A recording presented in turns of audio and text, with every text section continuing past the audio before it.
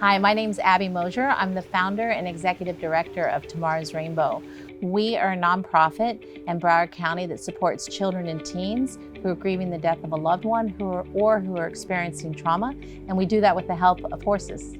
So I founded Tomorrow's Rainbow actually through my own personal tragedy. My 7-year-old son, my husband, and I were on vacation in Texas, and we were involved in a head-on collision at 65 miles an hour.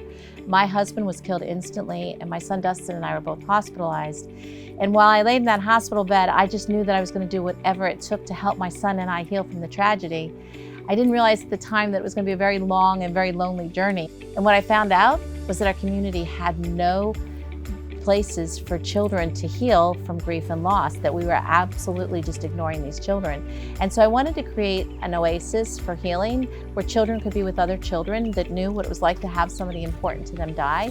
So Tomorrow's Rainbow actually just celebrated our 17-year anniversary. We started providing services in October 2005 for 12 children that were ages 6 to 12. Now we work with children ages 3 to 18, and we have 14 support groups at this point.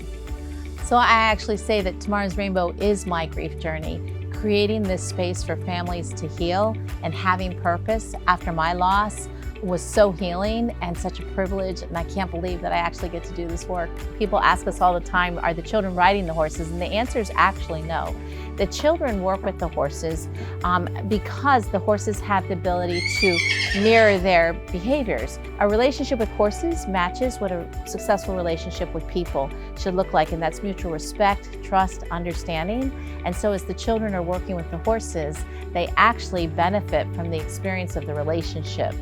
As well as that, we have therapeutic play areas. So we have a sandbox, a water table, a puppet theater, sidewalk chalk area, a Lego table, a musical garden, a memorial garden, and the children with their peers, so with children that have had shared experiences, can do their grief work. Sometimes they're playing and sometimes they're actually doing their grief work. And they'll get closer and closer as they greet each other. And that slowing down of your breath and breathing through your nose is a really great skill for somebody that suffers from anxiety, because our heart can't race if our breath is slow. I worked with George Gatson and Raphael Cruz. They were both experts and came at it with a different perspective, which was great for me because I wasn't just learning from one person, I was learning from this dynamic team. And the more time they shared with me, the more I learned and the more beneficial it was to our organization's growth.